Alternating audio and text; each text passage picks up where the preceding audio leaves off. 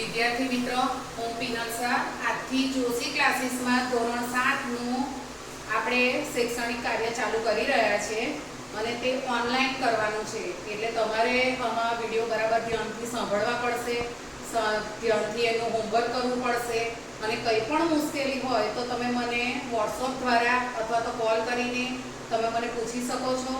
તદુપરાંત અમે કંઈ આવું આયોજન કર્યું છે કે અત્યારે આપણે ક્લાસીસમાં તો બોલાવી ના શકીએ, પણ વીકમાં એક વખત તમારી નોટ ચેક કરવા માટે બોલાવીશું. એટલે જે પણ હોમવર્ક આપીએ તે તમે ધ્યાનપૂર્વક એમાં નીચે જ કરજો.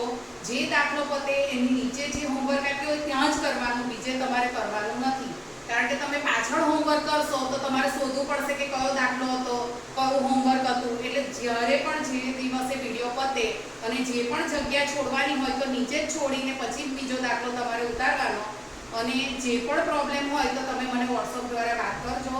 અને અઠવાડિયામાં એકવાર જ્યારે બોલાવીશું ત્યારે બધાની નોટ હું ચેક કરીશ. નવી ગણિતની નોટ બનાવજો અને અક્ષર સારા કાઢજો. અને તમે આજથી ધોરણ 7માં પ્રવેશ કરી રહ્યા છો તો તે પણ ધ્યાનપૂર્વક સાંભળજો, જેથી તમને ભણવાની તમને પણ મજા આવે અને મને પણ ભણાવવાની મજા આવે.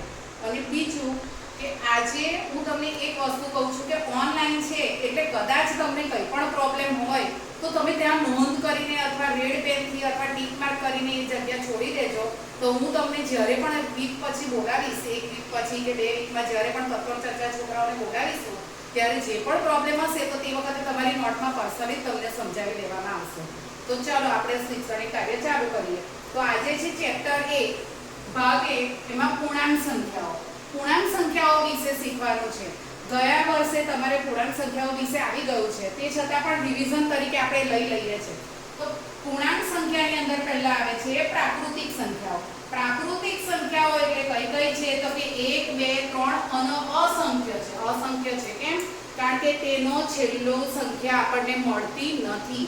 પ્રાકૃતિક સંખ્યાઓ 1, 2, 3 અસંખ્ય છે. અસંખ્ય એટલે છેલ્લી સંખ્યા આપણને મળતી નથી. કોઈ કહે કે મેડમ 1000 છે તો હું તરત જ કહું 1001 છે. કોઈ કે 1 લાખ છે તો 1 લાખ 1 છે, 1 લાખ 2 છે. એવી રીતે સંખ્યાઓ વધ્યા જ કરે છે એટલે આપણને છેલ્લી સંખ્યા મળતી નથી. તો તેવી રીતે પ્રાકૃતિક સંખ્યાઓ 1, 2, 3 અનંત સુધી વિસ્તરેલી છે, અસંખ્ય છે. પ્રાકૃતિક સંખ્યાને ગણતરીની સંખ્યા પણ કરી શકાય છે. ગણતરીની સંખ્યા કેમ? તમે ગમે તે ગણતરી કરો તેની અંદર આ પ્રાકૃતિક સંખ્યાઓ આવે છે.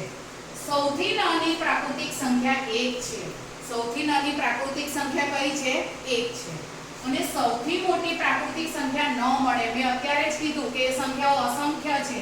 અસંખ્ય છે અને ક્યાં સુધી વિસ્તરેલી છે? અનંત સુધી વિસ્તરેલું છે. એટલે તે આપણને મળતી નથી. તો સૌથી મોટી પ્રાકૃતિક સંખ્યા આપણને ના મળે. સૌથી નાની પ્રાકૃતિક સંખ્યા 1 છે. પ્રાકૃતિક સંખ્યાઓ અસંખ્ય હોય છે. જ્યારે પણ તમારે અત્યારે એક્ઝામ આવી રહી છે અને ના આવે, કદાચ પછીથી લે તો ઓબ્જેક્ટિવમાં ખાલી જગ્યાની અંદર ખરા ખોટાની અંદર આ સમજૂતી આવશે. એટલે બરાબર આ સમજૂતી પહેલા તો આપણે 3 વખત લખતા હતા, તમને યાદ હોય તો સમજૂતી 3 વખત લખાય, પણ હમણાં ઓનલાઈન છે તમે લખવાના નથી, મને પાકી ખબર છે. તે છતાં પણ જો તમે આ 3 વખત લખશો તો તમને 10મા ધોરણ સુધી આ કામ લાગશે. પણ તમે ના લખી શકો તો એકવાર લખીને નીચે એકવાર લખશો તો મને વધારે ગમશે. પ્રાકૃતિક સંખ્યાઓ અસંખ્ય હોય છે. પ્રાકૃતિક સંખ્યાને સંજ્ઞા n વડે દર્શાવાય છે. શેના વડે દર્શાવાય છે? n વડે. હવે આ પ્રાકૃતિક સંખ્યાઓ વિશે સમજ પડી ગઈ. પ્રાકૃતિક સંખ્યાઓ અસંખ્ય છે, તેને ગણતરીની સંખ્યા કહેવાય છે. સૌથી નાની પ્રાકૃતિક સંખ્યા 1. સૌથી નાની એટલે જે પહેલી હોય તે, અને સૌથી મોટી એટલે છેલ્લી હોય તો છેલ્લી તો આપણને મળતી જ નથી કારણ કે અસંખ્ય છે એટલે ના મળે. તેની સંખ્યા n છે. હવે આપણે જોઈશું પૂર્ણ સંખ્યા. પૂર્ણ સંખ્યાની અંદર શું કરવાનું તો કે પૂર્ણ સંખ્યા ખાલી પ્રાકૃતિક સંખ્યાની આગળ એકલો શૂન્ય આવે તો તે પૂર્ણ સંખ્યાઓ થઈ જાય. એની અંદર કશું જ નથી, સેમ ટુ સેમ. એ પણ અસંખ્ય છે, અનંત સુધી વિસ્તરેલી છે. સૌથી નાની પૂર્ણ સંખ્યા 0 છે. સૌથી નાની હવે અહીંયા કઈ થઈ ગઈ? પ્રાકૃતિકમાં કયું હતું? 1 હતું. તો અહીંયા પૂર્ણ સંખ્યામાં કઈ થઈ ગઈ? 0. સૌથી મોટી પૂર્ણ સંખ્યા અહીંયા પણ આપણને મળતી નથી. કેમ નથી મળતી? કારણ કે તે અનંત સુધી વિસ્તરેલી છે માટે. પૂર્ણ સંખ્યાને સંજ્ઞા w વડે દર્શાવાય છે. એને દર્શાવવા માટે, પ્રાકૃતિક સંખ્યાને દર્શાવવા માટે શું હતું તો કે n હતો, અને પૂર્ણ સંખ્યાને દર્શાવવા માટે શેનો સંજ્ઞાનો ઉપયોગ થાય છે? w નો. મોટી સંખ્યાને ધન પૂર્ણાંક કહેવાય છે. ધન પૂર્ણાંકની તમને વ્યાખ્યા કદાચ પૂછાઈ શકે અથવા તો ઓબ્જેક્ટિવમાં પૂછાઈ શકે કે શૂન્ય કરતા મોટી સંખ્યાને ખાલી જગ્યા કહેવાય છે અથવા તો શૂન્ય કરતા મોટી સંખ્યાને શું કહેવાય છે. નીચે 4 ઓપ્શન આપેલા હોય તો શૂન્ય કરતા મોટી એટલે આ બધી ધન સંખ્યાઓ આવે અને શૂન્ય કરતા નાની સંખ્યા તો તેમાં આવે છે ઋણ પૂર્ણાંક. યાદ રાખજો બરાબર. સંખ્યા રેખા ગયા વર્ષે પણ આપણે આવી હતી. જમણી બાજુ જઈએ એટલે ધન સંખ્યાઓ, ડાબી બાજુ જઈએ એટલે ઋણ સંખ્યાઓ. ધન સંખ્યાઓ મોટી હોય એટલે યાદ રાખજો. અને ઋણ પૂર્ણાંકને દર્શાવવા માટે શેની નિશાની થાય છે તો કે માઈનસની નિશાનીનો ઉપયોગ કરવામાં આવે છે. એટલે આ બધું તમારે મોડે કરવાનું છે અને મોડે કરશો તો સંખ્યા રેખા પર બધું બરાબર તમને આવડશે. એટલે ધ્યાનપૂર્વક આજથી શૈક્ષણિક કાર્ય ચાલુ કરી રહ્યા છે આપણે.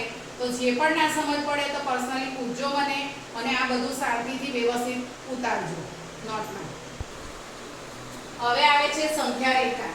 સંખ્યા રેખા પર ઋણ પૂર્ણાંક, શૂન્ય અને ધન પૂર્ણાંક આવેલા છે. સંખ્યા રેખા પર શું શું આવેલું છે તો કે ઋણ પૂર્ણાંક, શૂન્ય અને ધન પૂર્ણાંક. ઋણ પૂર્ણાંક એટલે કઈ સંખ્યાઓ તો કે જે ઋણ છે તે સંખ્યાઓ. શૂન્ય અને ધન પૂર્ણાંક. શૂન્ય ક્યાં આવેલું છે તો કે વચ્ચે આવેલું છે શૂન્ય.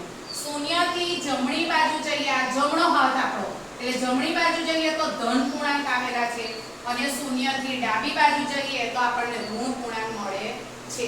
એટલે શૂન્ય છે અહીંયા, શૂન્યથી આમ જઈએ તો ધન પૂર્ણાંક અને એ કઈ બાજુ છે જમણી બાજુ, અને શૂન્યથી ડાબી બાજુ જઈએ, ડાબી બાજુ તો આપણને મળે છે ઋણ પૂર્ણાંક. આમ જઈએ તો સંખ્યા મોટી થતી જાય અને ડાબી બાજુ જઈએ તો સંખ્યા નાની થતી જાય. આ યાદ રાખવાનું છે બરાબર. એ જ અહીંયા સમજાવે છે. શૂન્યની ડાબી બાજુ જતા ઋણ પૂર્ણાંક આવે છે. શૂન્ય એની ડાબી બાજુ ઋણ પૂર્ણાંક. આટલું જ ખાલી યાદ રહે ને તો તમને યાદ રહી જાય. શૂન્ય તેની જમણી બાજુ તો શૂન્યની જમણી બાજુ ધન પૂર્ણાંક આવે છે. આ બાજુ જઈએ એટલે ધન પૂર્ણાંક બાજુ જઈએ તો મોટી સંખ્યાઓ થતી જાય. સંખ્યા રેખા પર ડાબી બાજુ જતા સંખ્યા નાની થતી જાય. એટલે આટલું સંખ્યા રેખા વિશે બરાબર આવડવું જોઈએ. સંખ્યા રેખા જ્યારે પણ દોરો તો આને ફૂટપટ્ટીને મેં તમને ગયા વર્ષે સમજાવ્યું હતું કે તમારી સ્કેલ, આ જે લીટી છે તમારી બુક્સની લીટી છે તેની ઉપર આમ સ્કેલ મૂકવાની છે. આમ મૂકીને નથી દોરવાનું, આમ મૂકવાની છે સ્કેલ, લીટી દોરવાની છે અને બધાનું ડિસ્ટન્સ કેવું રાખવાનું છે, સરખું રાખવાનું છે. અને ત્યાર પછી સંખ્યા રેખા દોરવાની છે. સંખ્યા રેખામાં જો આ બંને બાજુ તીર નહીં હોય તો તમારી સંખ્યા રેખા ખોટી પડશે. કેમ? કારણ કે સંખ્યા રેખા અનંત સુધી વિસ્તરેલી છે એટલે એને આ નિશાની કરવી જરૂરી છે. હવે આપણે રીત 1 ચાલુ કરીશું ચેપ્ટર 1 ની, અને એમાં છે પેટર્ન પ્રમાણે ખાલી જગ્યા પૂરો. આ દાખલો બરાબર ધ્યાનથી કરજો, એનો મેં હું હોમવર્ક આપીશ તમને, એટલે બરાબર તમારે કરવું પડશે. તો છે 7 3 - 5 -.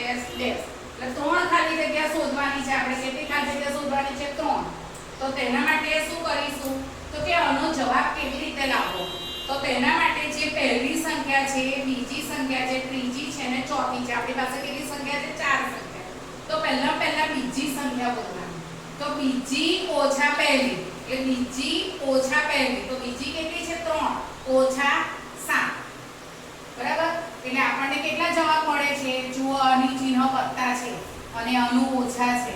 તો વત્તા અને ઓછા એટલે કેવા ચિહ્ન થયા? જુદા જુદા. જુદા જુદા ચિહ્ન હોય તો સંખ્યાનું શું કરવાનું? બાદબાકી. એટલે મોટી સંખ્યામાંથી નાની સંખ્યા બાદ કરવાની. એટલે 7 માંથી 3 જાય એટલે 4, અને મોટી સંખ્યાનું ચિહ્ન એટલે મોટી સંખ્યા એટલે ઓછાનું ચિહ્ન મૂકવાનું છે. આ રીતે જવાબ લાવવાનો છે. હવે તેવી જ રીતે બીજીમાંથી પહેલી કરી હતી, હવે બીજી પરથી આપણે આવવાનું છે ત્રીજી, ત્રીજીમાંથી બીજી. તો ત્રીજીની અંદરથી બીજી સંખ્યા બાદ કરવાની છે. તો તેના માટે શું કરવાનું? તો ત્રીજી સંખ્યા કઈ છે તો કે -1. એની અંદરથી કઈ સંખ્યા બાદ કરવાની છે? +3. પણ આપણે બાદ કરવાની છે એટલે અહીંયા લખીશું -3. હવે બંનેના ચિહ્ન કેવા થયા? સરખા. સરખા ચિહ્ન હોય, ગયા વર્ષે 5-10 વખત લખાયેલું છે. સરખા ચિહ્ન હોય તો સરવાળો કરવાનો અને મોટી સંખ્યાનું ચિહ્ન એટલે -3 અને -1 નો સરવાળો કરવાનો છે. અને મોટી સંખ્યા કઈ છે 3, તો 3 નું ચિહ્ન કયું છે ઓછાનું, એટલે -4 લખવાનું છે.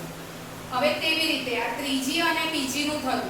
ત્રીજી પછી કઈ આવે છે ચોથી, તો ચોથી ની અંદરથી કઈ બાદ કરવાની છે ત્રીજી, તો ચોથી ની અંદરથી ત્રીજી બાદ કરીશું તો ચોથી સંખ્યા છે -5.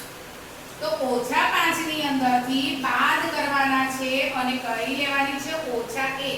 એટલે અહીંયા ગાડી આ રીતે ઓછા કરીને ઓછા, કેમ? કારણ કે પોતાની નિશાની લઈને જ જોડે નીચે ઉતરવું, પોતાની નિશાની લીધા વગર નીચે ઉતરવું નહીં. અહીંયા -5 હતા તો મેં -5 લખ્યા ને ઓછાનું ચિહ્ન ત્યાર પછી જે આ સંખ્યા હોય તેને કાઉન્સમાં લખી, કારણ કે બે ચિહ્ન જોડે હોય તો આપણે કાઉન્સ કરવો જરૂરી છે.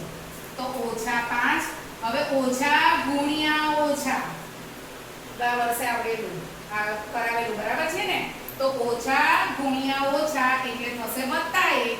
એટલે આની અંદર હવે શું થશે, આ બે ચિહ્ન જોડે હોય તો પહેલા તેનું એક ચિહ્ન બનાવવાનું. એટલે પહેલી સંખ્યા -5 ની -5, ઓછા ગુણ્યા ઓછા એટલે +1.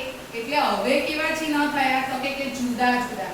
એટલે જુદા જુદા ચિહ્ન હોય તો બાદબાકી મોટી સંખ્યાનું ચિહ્ન. તો 5 માંથી 1 જાય એટલે 4 અને મોટી સંખ્યા 5 છે એટલે 5 નું ચિહ્ન એટલે -4. તમે જુઓ બધાના જવાબ કેવા આવ્યા -4. બરાબર. એટલે આના પરથી આપણને ખબર પડી ગઈ કે બે સંખ્યાઓ વચ્ચેનો તફાવત કેટલો છે તો કે -4 મળે છે. બે સંખ્યાઓ બીજીમાંથી પહેલી બાદ કરી, ત્રીજીમાંથી બીજી બાદ કરી અને ચોથીમાંથી ત્રીજી બાદ કરી તો આપણને બધામાં -4 મળે. તો હવે શું કરવાનું તો કે પહેલીની અંદર વત્તા કરીને -4 લખવાનું. તો પહેલી જે સંખ્યા છે તે વત્તા કરીને -4 લખવાના. તો શું જવાબ આવે તે જવાબથી મેળવી લઈએ. તો 7 ની આગળ કશું નથી એટલે વત્તાની નિશાની, વત્તા ગુણ્યા ઓછા એટલે -4. એટલે હવે કેવા ચિહ્ન થયા જુદા જુદા ચિહ્ન, એટલે બાદબાકી કરવાની. 7 માંથી 4 બાદ કરીશું એટલે આપણને મળશે 3 અને મોટી સંખ્યાનું ચિહ્ન એટલે કેવા 3 મળે છે +3. જુઓ તમે જવાબ મળી ગયો આપણને, હે ને? ચલો હવે બીજી સંખ્યા કઈ છે તો કે 3. તો બીજી સંખ્યા પહેલી લીધી, હવે બીજી લેવાની. બીજીની અંદર પણ વત્તા કરીને -4 લખવાના, બધામાં સેમ આવશે, જે આપણને તફાવત મળ્યો તે લખવાનો. તો 3 અહીંયા પણ 3 ના 3, 3 ની આગળ કશી નિશાની નથી એટલે વત્તા લઈશું, વત્તા ગુણ્યા ઓછા એટલે -4 લઈશું. હવે કેવા ચિહ્ન થયા જુદા જુદા ચિહ્ન હોય તો બાદબાકી કરવાની ને મોટી સંખ્યાનું ચિહ્ન. તો મોટી સંખ્યામાંથી જ બાદ થાય એટલે 4 માંથી 3 બાદ થશે એટલે 1 આવશે. મોટી સંખ્યા 4 છે એટલે એની નિશાની ઓછા છે એટલે જવાબ શેમાં આવશે -1.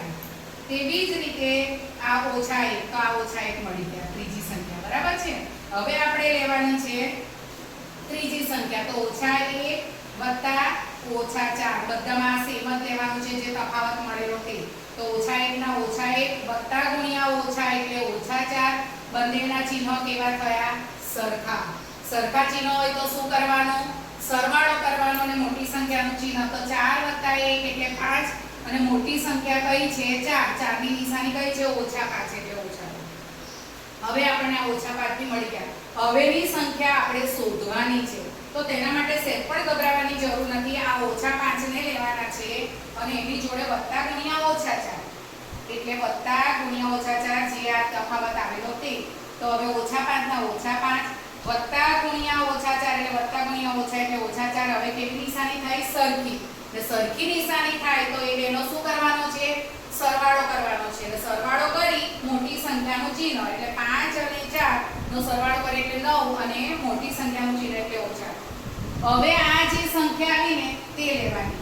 તો -9 વત્તા ને ઓછા એટલે તે પણ શું થશે -9 -4. કેવી રીતે -9 ના -9 વત્તા ગુણ્યા ઓછા એટલે -4. આમાં બી સરખા ચિહ્ન એટલે સરવાળો કરવાનો છે. 9 7 8 9 10 9 10 11 12 13 એટલે 13 મળે છે. ઓછા ને ઓછા એટલે મોટી સંખ્યાનું ચિહ્ન એટલે -13 મળે છે. હવે -13 ને લેવાના છે અને આ તો તેનું તે જ લેવાનું છે. તો -13 અને -4 એટલે આપણને મળે છે -17. હવે તમે એક વસ્તુ ધ્યાનમાં રાખો કે તમને કઈ કઈ કિંમત મળી. તો કે 7 3 -1. તો અહીંયાથી આપણે ચાલુ કરીએ. 7 તો હતા જ 3 -1 -5 પછી કઈ મળી -9 -13 ને -17.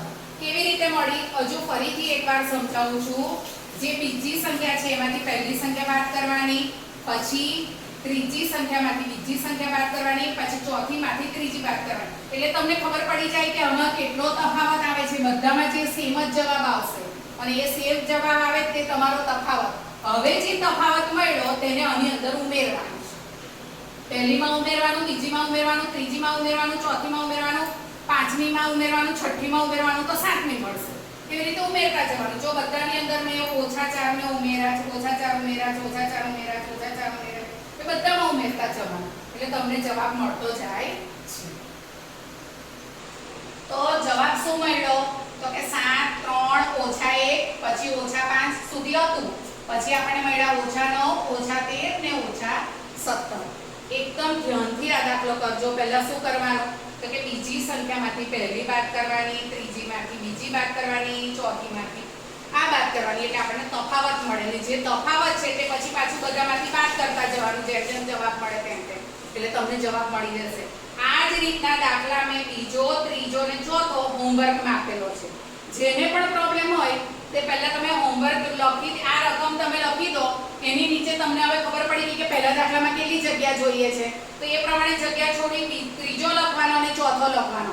દાખલો પતે એટલે તરત જ એનું હોમવર્ક થયેલું હોવું જોઈએ. તો જ તમને ખબર પડશે કે મેડમે રીત 1 કરાવી તો રીત 1 ના 3 દાખલા આપ્યા છે તો એ રીતે જ થશે, રીત બદલાઈ નહીં. એટલે એ જ રીતે કરવાનું. ને જેને ના આવડતું હોય તો એ જગ્યા જે નીચે છોડી છે તે જગ્યા છોડેલી લાવવાની. અહીંયા તમે નોટ લઈને આવશો તો તમારી નોટની અંદર મારા અક્ષરે તમને કરીને બતાવીશ. પણ ટ્રાય કરેલો હોવો જોઈએ. તમે પછી એકલી રકમ લખીને તે ચાલો મેડમ પાસે જઈએ એટલે બધાને મેડમ નોટમાં લખી આપશે એવું નહીં. તમારે ટ્રાય કરવાનો છે. ના આવડે ત્યાંથી હું સુધારીશ અને તમારી નોટ ચેક કરીશ ત્યારે તમને ફરીથી સમજાવીશ.